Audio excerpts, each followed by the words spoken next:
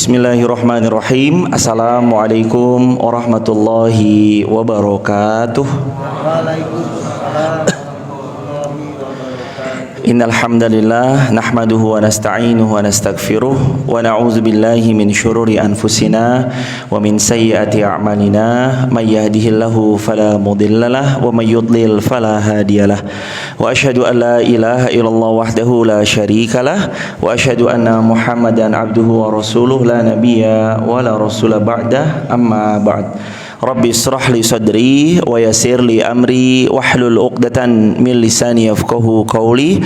Rabbi zidna ilma warzuqna fahma. Teman-teman, anak-anak muda Wonosobo, Banjarnegara yang dirahmati oleh Allah, bersyukur pada Allah, zat yang selalu memberikan kenikmatan pada kita semua, zat yang selalu menolong kita manakala kita sedang rapuh, zat yang selalu membangkitkan kita manakala kita terjatuh, zat yang selalu membuat kita senang tatkala kita sedang sedih-sedihnya.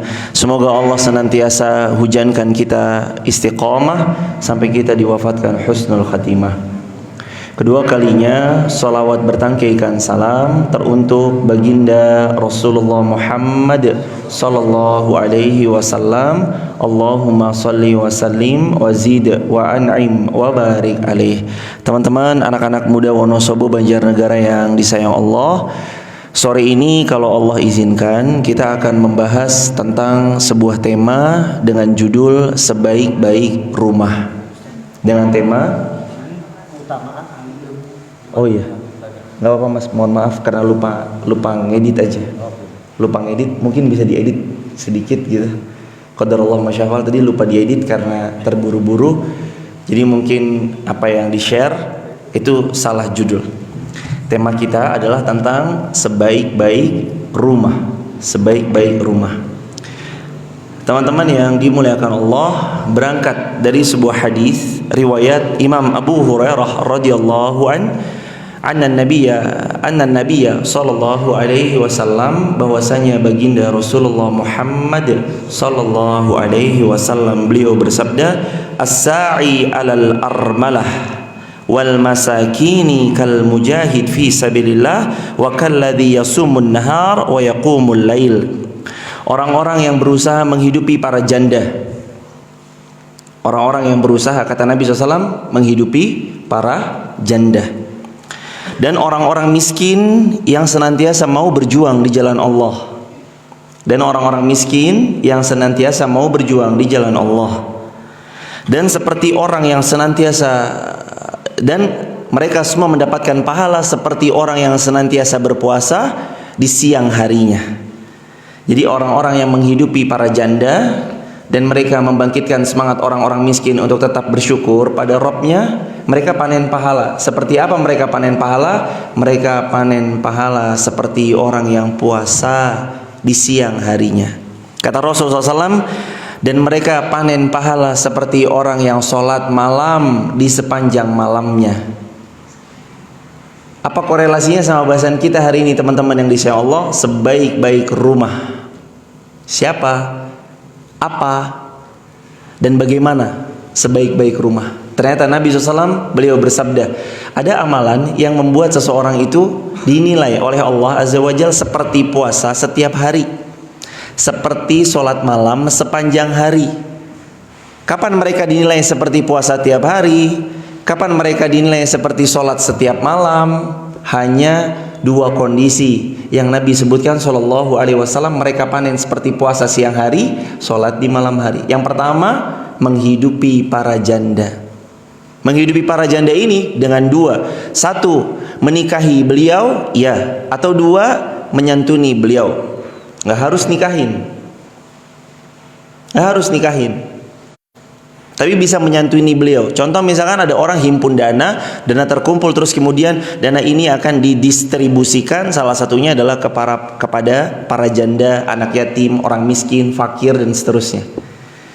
Jadi kapan kita bilang rumah kita terbaik atau sebaik-baik rumah? Bagaimana rumah itu? Adalah rumah yang kalau ada janda di dalamnya, maka kita berbuat baik kepada beliau. Baik dengan cara tadi, pertama menikahi beliau. Atau dengan cara apa? Dengan cara menyantuni beliau. Dan ingat ya teman-teman, dalam Islam itu nikah nggak boleh sembunyi-sembunyi. Jadi kalau ada teman-teman diantaranya istrinya nggak tahu apa-apa, loh tahu-tahu udah nikah dan sembunyi-sembunyi dari istrinya. Islam itu nggak ngajari nikah sembunyi-sembunyi. Islam itu nerangin dalam hadis Bukhari, kata Nabi SAW, aulim walau bisyatin. Kalau kalian menikah, aulim, umumkan pernikahan kalian, walau bisyatin, walaupun kalian menyembelih 1 ekor domba. Jadi nggak ada ceritanya kita nikah sembunyi-sembunyi, itu nggak ada. Ada istilah apa sih? Nikah sir, nikah siri. Kalau imam, Allahu Akbar, Bismillahirrahmanirrahim, Alhamdulillahi Rabbil Alamin. Imamnya bismillahnya disir. Berarti disir artinya apa? Disembunyikan. Bismillahnya disir, bismillahnya disembunyikan.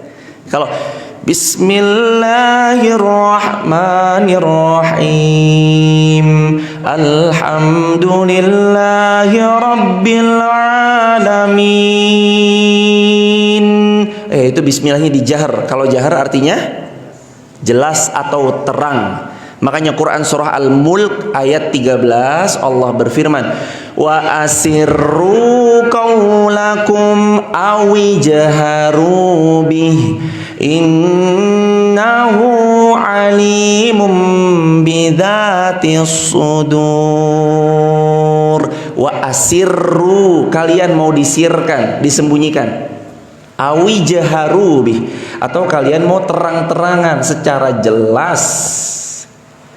Innahu, sesungguhnya Allah alimun, maha mengetahui bidzatis sudur, apa yang ada di dalam hati. Nggak ada yang tersembunyi. Buat Allah, seorang hamba nyembunyiin bahkan di sebuah benteng yang nggak ada satupun manusia yang tahu benteng itu posisi, letak, koordinatnya di mana, nggak ada yang bisa tersembunyi dari Allah. Oh, ini kan privasi saya, kamu nggak boleh tahu. Dia bisa bilang gitu ke manusia, bisa. Tapi di hadapan Allah nggak ada satu makhluk pun yang punya privasi di hadapan Allah. Maka bicara menikah, nggak ada istilahnya nikah sembunyi-sembunyi dalam Islam. Nggak ada istilahnya nikah sembunyi-sembunyi dalam Islam. Gentle, mau nikah bilang, saya mau nikah. Kalau ngerasa mampu, silahkan. Tapi kalau nggak mampu, ingat ayatnya jangan dipotong setengah-setengah. Memahami ayat secara kafah. Baca ayat jangan dipotong. Dan nikahkanlah. Fakihu ma taba lakum minan nisa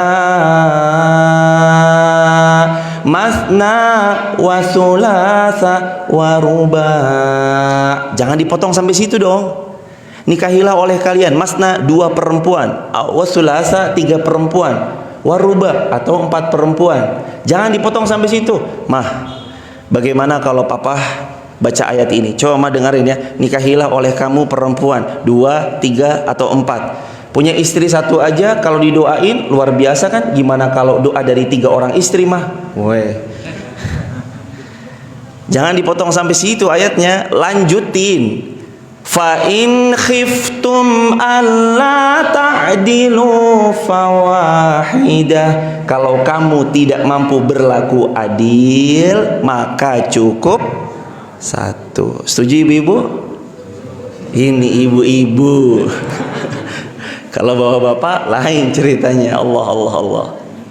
Jadi bicara sebaik-baik rumah itu bagaimana? Kalau di dalamnya ada janda, maka kita berbuat baik pada beliau. Dan ingat, berbuat baik dalam Islam ada kaidahnya. Jangan sampai berbuat baik menimbulkan fitnah, membuat janda itu kegeeran. Yang nolong jangan suami, istri. Mah, nih mah, kirimin nih kepada Bu Fulan. Beliau kemarin habis tinggal wafat sama suaminya, kirimin. Jangan suaminya ngirim, ntar dia kegeeran. Mas, aku mau kok jadi yang kedua. Kegeeran. Yang suruh ngirim istrinya.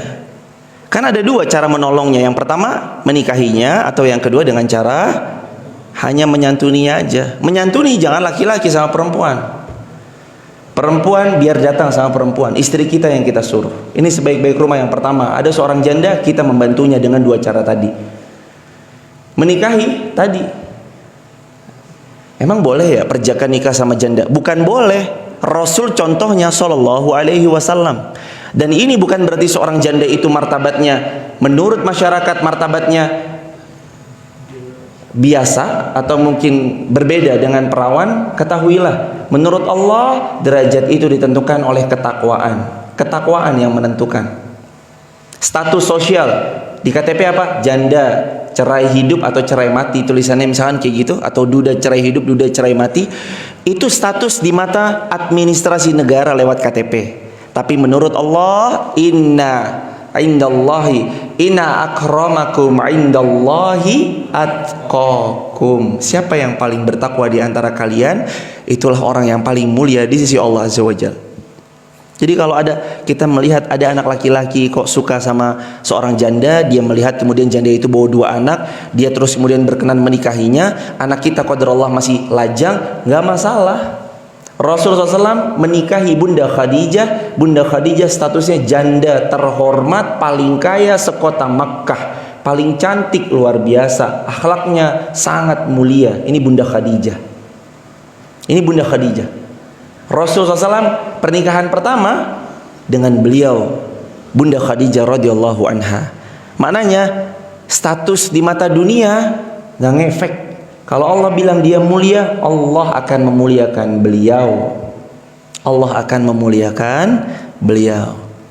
Back to the topic. Jadi sebaik-baik rumah adalah kalau dia melihat di dalam rumah tersebut ada seorang janda, kemudian dia santuni dengan dua cara tadi. Satu, dia menikahinya dan bertanggung jawab dalam kehidupannya, atau dia menyantuninya tapi dengan cara yang tidak menimbulkan fitnah, yakni lewat perantara tetangga perempuan, maksudnya lewat perantara istri yang menyampaikan kepada tetangga yang janda perempuan tersebut, atau dengan cara yang lain, misalkan lewat kepercayaan yayasan apa segala macam, lembaga sosial yang kita percaya bisa memberikan itu dengan cara yang ma'ruf, maka itu boleh. Dapat pahala apa kita kalau kita menyantuni? Dua, kata Nabi SAW, mereka akan panen pahala seperti yang pertama, seperti puasa sepanjang hari. Yang kedua, seperti sholat malam setiap malam. Allahu Akbar. Teman-teman, jadi ada orang dia nggak puasa tapi dia panen pahala puasa. Dia nggak sholat malam tapi dia panen pahala sholat malam. Kalau dia apa? Dia berbuat baik kepada salah satu rumah yang di dalamnya ada janda. Yang kedua apa? Yang kedua kata Nabi SAW, wal masakini kal mujahid fi sabilillah, dan dia berbuat baik kepada masakin, orang-orang miskin, kal mujahid fi sabilillah. Kalau dia berbuat baik kepada keduanya, maksudnya tadi para janda dan orang miskin, dia sama seperti berjihad di jalan Allah Azza wa Jalla. Kal mujahid, seperti mujahid fi sabilillah, di jalan Allah. Orang miskin, penting nggak kita data yang ada di sekitar kita? Penting. Bisa nggak kita mendata? Bisa. Bisa nggak masjid mengcover, apalagi masjid yang saldonya ratusan juta? Sangat bisa. Masjid mengcover, qadarullah wa masya'afa'al, lantas kemudian masjid itu mendata, datanya terkumpul, anak remajanya, remaja-remaja kumpul sini. Ini tolong ya, disantunin ya, orang-orang miskin ada di A, B, C, X, Y, Z. Rumahnya di RT ini nomor sekian, RW ini nomor sekian. Didatangi sama anak-anak remaja, dikasih, Pak ini dari masjid Pak. Allah, itu teman-teman, panen pahala. Satu, seperti jihad. Dua, seperti berpuasa di siang hari setiap hari atau sepanjang dia berbuat baik. Tiga, seperti sholat malam sepanjang malam. Allahu Akbar. Ada orang miskin, ini kesempatan kita untuk panen pahala jihad, panen pahala seperti puasa sepanjang hari, panen pahala seperti sholat malam sepanjang malam. Kalau kita berbuat baik kepada janda dan orang miskin. Ini hadis sahih riwayat Imam Al-Bukhari dengan sanad hadis yang sahih dari sahabat mulia, yakni Abu Hurairah radhiyallahu anhu. Hadis yang kedua teman-teman yang disayang Allah, rumah yang sebaik-baik rumah, apalagi Jadi ini dua hadis terpisah. Jadi Nabi SAW itu banyak menyampaikan, nih rumah ini nih, kalau misalkan kamu berbuat baik kepada salah satu anggota yang ada dalam rumah itu, kamu termasuk berbuat baik, kamu panen pahala begini dan begitu, begini dan begitu. Itu banyak dari Nabi SAW. Terus salah satunya setelah tadi janda dan anak, mohon izin, janda-janda dan orang miskin. Yang kedua, kata Rasulullah SAW dari istri beliau yang mulia, Bunda Aisyah radhiyallahu anha, beliau berkata, adalah baginda Rasul sallallahu alaihi wasallam, beliau pernah memerintahkan aku untuk membawakan kurma. Nih jemaah, Rasul pernah merintahin Bunda Aisyah untuk bawain kurma. Jadi laki-laki mau ngasih sama perempuan, yang ngasih istrinya. Rasul mau ngasih perempuan, yang Rasul perintahkan istri beliau Bunda Aisyah radhiyallahu anha. Bunda Aisyah yang bawain, kemudian kurma yang telah ada dalam tangan beliau yang mulia radhiyallahu anha, beliau kasih kepada orang yang membutuhkan. Jelas Nabi tahu, Nabi nyontohin jemaah. Jadi jangan modus di antara kita udah punya istri, istrinya cantik jelita, tampan, istrinya cantik jelita, istrinya juga baik luar biasa, solihahnya luar biasa. Ada janda nih, mau kemana Pak? Biasa nyantunin janda mah. Jangan. Biar mamahnya yang suruh ngasih, istrinya yang suruh ngasih. Jangan suaminya. Rasul nyontohin sallallahu alaihi wasallam. Bunda Aisyah cerita, adalah Rasul SAW pernah memerintahkan aku agar aku memberikan beberapa butir kurma dalam bentuk satu saksakan yang udah Rasul sediakan untuk janda. Rasul nyontohin. Teladan mana lagi yang lebih baik daripada teladannya Rasulullah? Terus Rasul nyontohin, istri beliau yang ngasih. Terus kita ngerasa pede, nggak apa-apa, nggak ada fitnah Ustadz, saya paling soleh, saya bisa menjaga pandangan. Ukhti, ini ya buat kamu. Enggak. Rasul nyontohin. Kalau Rasul udah nyontohin sallallahu alaihi wasallam, teladan terbaik ada pada Rasulullah Muhammad sallallahu alaihi wasallam. Maka kalau ada urusan sama perempuan, serahkan istri. Kalau yang punya istri. Kalau yang nggak punya istri, serahkan kepada kakak perempuan, adik perempuan atau ibundanya. Serahkan kepada kakak perempuan, adik perempuan atau ibundanya kalau belum punya istri. Ada perempuan datang, "Ibu, Mas ini ada ya?" "Oh, ada. Sebentar. Nak, bangun, tuh ada perempuan nyariin kamu." Udah gitu terus ibunya tinggal lagi. "Dah, kamu sini berdua ngobrol ya yang anteng. Ibu tinggal dulu ya, nyuci ke belakang." Jangan ditinggal anak cowok yang berdua. Temenin. Ada perempuan datang curhat, "Assalamualaikum." "Iya, Bu, ada ustadznya." "Ada." "Pak Ustadz, tolong Pak Ustadz, saya bla bla bla bla bla bla bla." Istri temenin suaminya. Jangan ditinggal. "Yaudah urusannya sama Ustadz, saya masuk ke dalam dulu ya." Enggak. Emang dikira Ustadz itu malaikat apa? Ustadz juga manusia. Jadi walaupun sekalipun kayak gitu, tutup tuh celah-celah kayak gitu, celah-celah yang antar pada zina. Kalau dia perempuan tamu, istri ikut nemenin. Lain ya, kalau yang tamu laki-laki lain. Yang tamu laki-laki, ya istri di dalam. Tapi kapan tamunya perempuan, istri ikut menemani. Ada keperluan apa, kepentingan apa, jangan sampai nanti malah timbul fitnah. Tadi Nabi mencontohkan, adalah Nabi SAW kalau beliau mau ngasih sama seorang janda, beliau menitipkan pada Bunda Aisyah radhiyallahu anha. Ini Nabi SAW, teladan yang paling hebat, teladan yang paling keren. Summa qamat fakharajat fadakhala an-nabiy sallallahu alaihi wasallam fahaddatstuhu faqala man yali min hadhihi al-banati syai'a fa ahsana ilaihinna kunna lahu sitran minan nar. Kata Nabi SAW, beliau bersabda, barang siapa yang mengasuh anak-anak perempuan yang dia telah ditinggalkan oleh ayah-ayahnya. Ini hadis beda lagi. Berarti yang berikutnya adalah sebaik-baik rumah yang di dalamnya ada anak yatim, terus kita berbuat baik kepada anak yatim tersebut. Kata Rasulullah SAW, barang siapa yang mengasuh anak-anak perempuan ini yang telah ditinggalkan ayahnya. Maksudnya barang siapa yang mengasuh anak yatim. Siapa yang mengasuh anak yatim?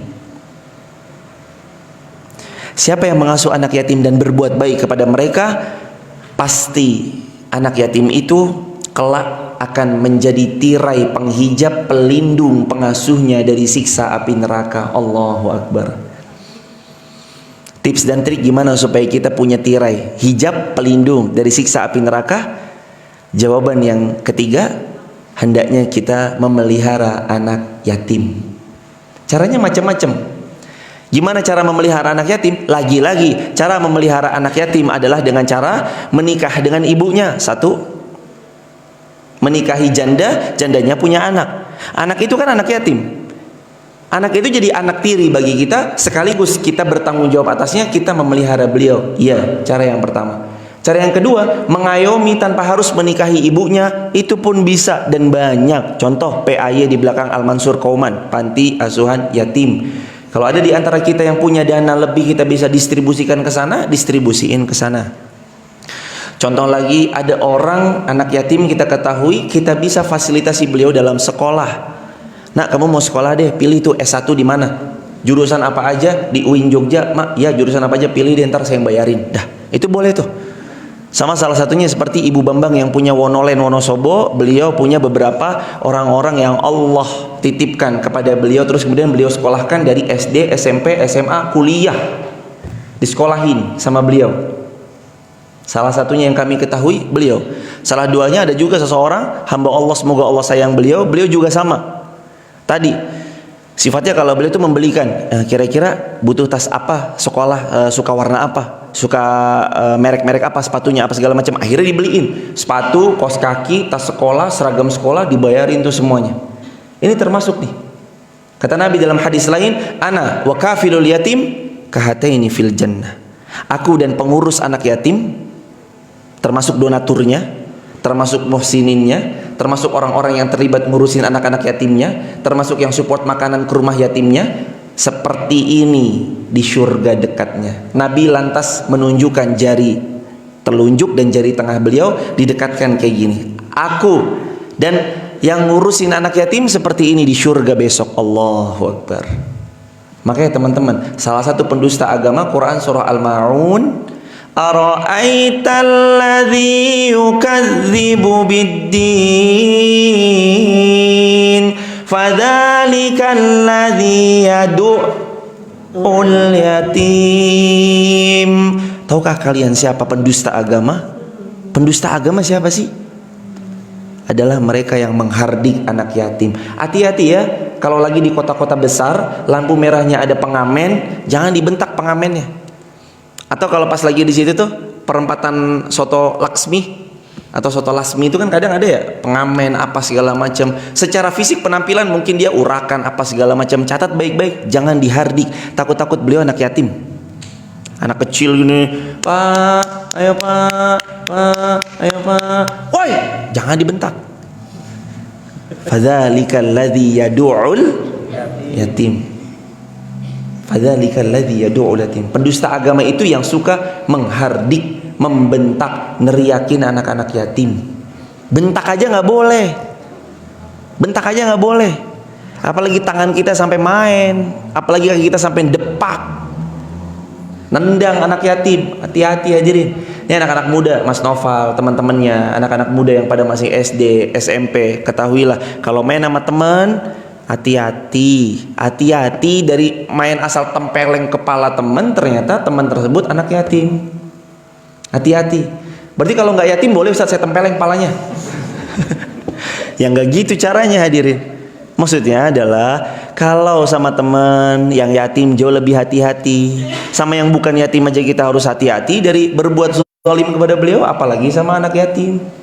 Apalagi teman kita tahu beliau bapaknya telah meninggal, hidup sebatang kara, ibunya juga sudah meninggal. Wah, jangan sampai disakitin tuh hadirin. Jangan sampai disakitin. Mohon izin Ustaz tanya, anak yatim itu batasannya sampai kapan? Sampai dia balik. Kapan dia balik? Katakanlah baliknya umur 12 tahun sampai 12 tahun. Katakanlah dia bermimpi baliknya umur 9 tahun sampai 9 tahun. Jadi nggak ada ya, ibu-ibu, bapak-bapak di sini, Ustadz saya yatim loh, umurnya 50 tahun. Nggak ada. Karena yatim batasannya cuma sampai balik. Di sini mas-mas nih yang udah jenggotan 32 tahun gitu. Ustadz saya anak yatim, nggak ada. Yatim itu batasnya cuma sampai balik, sampai balik doang. Lepas dari balik enggak. Nabi SAW anak yatim. Beliau yatim, bahkan sejak dalam kandungan beliau sudah yatim. Catat baik-baik, Nabi tidak pernah meminta dikasihani oleh siapapun. Rasul SAW nggak pernah dikasihani, nggak pernah minta dikasihani sama pamannya, keluarga besarnya. Padahal kakeknya Nabi kan orang paling kaya dan terpandang pada di kota Mekkah pada zamannya. Siapa kakeknya Nabi? Abdul Muttalib. Wah, itu pembesar kaum Abdul Muttalib, kaya raya luar biasa. Abdul Muttalib kaya, tapi Nabi SAW nggak pernah minta dikasihani sedikit pun. Nabi mandiri. Begitu lahir, Nabi nggak punya bapak, Nabi mandiri. Ibunya pada usia 2 tahun, setelah mengasuh Nabi selama 2 tahun, kemudian ibunya meninggal dunia, Nabi diasuh oleh paman beliau. Siapa paman beliau? Abu Talib, bapaknya Ali. Diasuh sama beliau. Minta kasihan? Enggak sama sekali. Mental juara sejak kecil baginda Rasulullah Muhammad Sallallahu Alaihi Wasallam.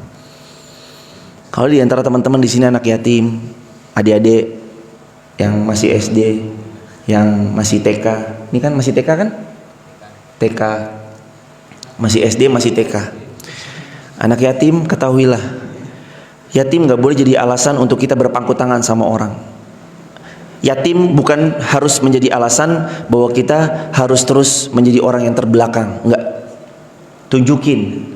Sebagaimana Rasul menunjukkan bahwa diri beliau, saya yatim dan saya mandiri.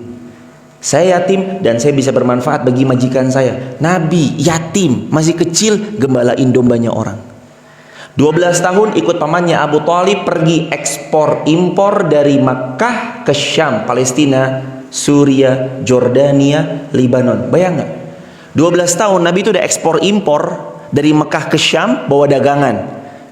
Dagangan yang nggak ada di Syam, ada di Mekah. Dari Mekah dibawa berbondong-bondong oleh unta yang banyak jumlahnya sampai di kota mana? Syam, dijual. Habis semuanya dari Syam, itu kan kosong, ibaratnya truknya kosong, dibawa lagi dari Syam, pergi beliau ke Mekah, bawa dagangan yang nggak ada di Mekah tapi ada di kota Syam. Nabi dagang lagi begitu. Allah, 12 tahun, kelas 6 SD, dagangnya ekspor impor Rasulullah Sallallahu Alaihi Wasallam. Kita ya kadang qadarullah, Allah titipkan rezeki lebih ya teman-teman. Kayak misalkan dagangannya kita buka cabang di Wonosobo, buka cabang misalkan di Magelang, buka cabang di Jogja, buka cabang di Temanggung aja, kita udah seneng banget ya. Alhamdulillah cabang saya nambah 1 di Temanggung. Alhamdulillah, ikut bersyukur ya, kita seneng banget. Rasul 12 tahun, kelas 6 SD. Kalau diibaratkan anak zaman now, kelas 6 SD, bayangkan sudah ekspor impor Makkah, Syam, Syam, Makkah. Umur 17 tahun mandiri finansial. Umur 25 tahun orang kaya, tampan rupawan, track recordnya adalah pemuda yang sangat soleh, idola banget para wanita-wanita di kota Makkah. Rasulullah Muhammad Sallallahu Alaihi Wasallam. Ini profil anak-anak muda. Rasul tuh dari muda udah bebas finansial, financial freedom. Rasulullah SAW tuh dari mudanya. Kalau ada anak kuliah sampai hari ini ngatung sama orang tua, Pak tolong transfer dong. Coba buka sirah nabawiyah. Nabi pernah ngatung sama bapaknya? Boro-boro ngatung sama bapaknya. Nabi ditinggal wafat bapaknya sejak dalam kandungan. Boro-boro, Pak tolong dong buat beli permen. Gak pernah begitu Rasul Sallallahu Alaihi Wasallam. Oh ya anak-anak muda, Anda yang masih sehat, masih tampan, ayo bismillah berusaha cari rezeki. Jangan ngandelin orang tua. Ustadz, orang tua saya kaya raya, kekayaannya buat siapa kalau nggak buat saya? Saya anak tunggal Ustadz, bapak saya umur 99 tahun. Saya tahta pewaris nomor 1. Itu bapak saya besok meninggal, saya mewarisi semuanya. Iya, walaupun bapakmu punya harta yang tidak habis 7 turunan, bekerja keraslah. Hei, bekerja keraslah. Ingat, Anda bukan Rafathar. Harus kerja keras, anak-anak muda, kerja keras dong. Jangan gini dong, Pak, bensin, mah, jajan. Enggak, anak-anak muda, ayo kerja keras, cari sendiri. Bingung gimana caranya? Jalan aja dulu. Sukanya apa? Sukanya gambar kaligrafi. Ya udah buat aja dulu kaligrafi, posting aja dulu di sosial media. Orang ada yang ngelihat kok, oh kaligrafinya keren ya. Mohon izin, bisa nggak kira-kira buatin kaligrafi? Ya bisa. Berapa? Murah aja, 200.000. Oh ya, tolong ya dicatin tuh. Ini semasjid. Wow. Dia jago apa lagi? Motret. Ya udah. Mulai dari situ aja dulu. Mulai dari situ teman-teman. Mulai untuk nggak ngatung sama orang tua dengan sesuai kapasitas dan bidang yang kita hari ini miliki. Kalau toh qadarullah teman-teman, kita ternyata emang belum bisa, nggak apa-apa. Nggak apa-apa, tapi minimal ada rasa guilty, feeling guilty, ada rasa feeling guilty gitu. Aduh nggak enakan, aduh ini, ada rasa itu gitu loh. Hadirkan rasa itu supaya kita nanti jadi orang yang mandiri, nggak ngandelin lagi dengan apapun gitu. Kalau ternyata qadar Allah, ternyata kita dapat warisan, selama ini udah kerja keras kesana kesini nggak dapat, ya emang rezekinya dari Allah lewat warisan, boleh nggak? Boleh, nikmatin aja. Tapi caranya dengan cara yang benar. Orang tuanya meninggal bukan karena diracun, tapi emang Allah yang memanggil beliau, bukan karena diracunnya. Ya Allah, hamba kerja kesana kemari nggak diterima, ditolak. Udah 98 perusahaan hamba masukin formulir CV hamba masukin ke perusahaan A, B, C, X, Y, Z. 98 perusahaan nggak ada yang nerima satupun ya Allah. Kayaknya satu nih ya Allah, warisan. Beli apa? Sianida. Mah, habis beli boba nih, bobanya dicampur sianida. Nih ya mah, Allahu Akbar, jangan. Ya kalau emang dapat warisan, rezeki, nikmati. Tapi bukan itu kita mengandalkan. Anak muda pantang ngandelin warisan ya. Pantang ngandelin warisan. Tapi kalau dapat itu rezeki, terima, ambil, jangan disia-siain. Lawang rezeki kok. Tapi kalau ngandelin warisan, ngandelin kekayaan bapaknya, ngandelin kekayaan ibunya, nggak ada sama sekali. Dia andalkan Allah dalam tiap titian perjuangannya. Ini anak-anak muda, yuk andalkan Allah. Andalkan Allah dalam setiap titian perjuangan. Ya Allah, Engkau titipkan Bapak yang mampu ya Allah membiayai hamba, tapi hamba tahu Engkau menitipkan juga kemampuan buat hamba agar hamba bisa survive. Orang-orang kayak kita teman-teman hari ini, apalagi kita melihat di depan mata, nyata depan mata nih, tumpul ke atas, tajam banget ke bawah. Apa yang bisa rakyat jelata lakukan seperti kita? Survive kuncinya, itu doang. Kita mau ngeluh ke siapa? Kok ada ulama ini kerumunan massa jeder dipanggil, kok ada sang fulan kerumunan massa, biasa aja, itu mah spontanitas, careless. Kalau ada kayak gitu teman-teman, sikap kita gimana? Survive aja sama diri kita. Pengajian kemarin, maaf, Anda buat pengajian keramaian apa landasannya? Udah izin COVID apa satgas COVID belum? Lalala segala macam. Kita mau ngaji begitu, sholat masih disilang-silang, ya kan? Sedangkan ada pihak lain mengadakan sebuah kerumunan biasa-biasa aja. Ada yang keliru nih di sini. Ada apa? Ada apa?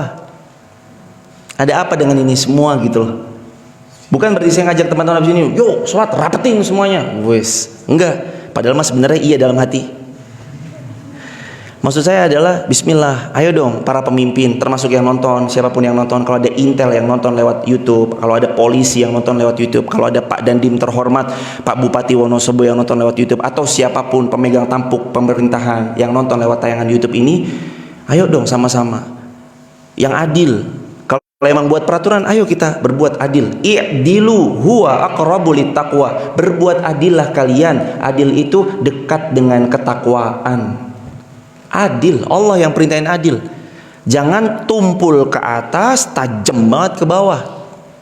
Kita mah disuruh di rumah aja, dikasih makan mah enggak, dikasih beras mah enggak. Orang-orang biasa yang sehari dapat sehari itu juga makan, mau makan apa kalau disuruh di rumah aja?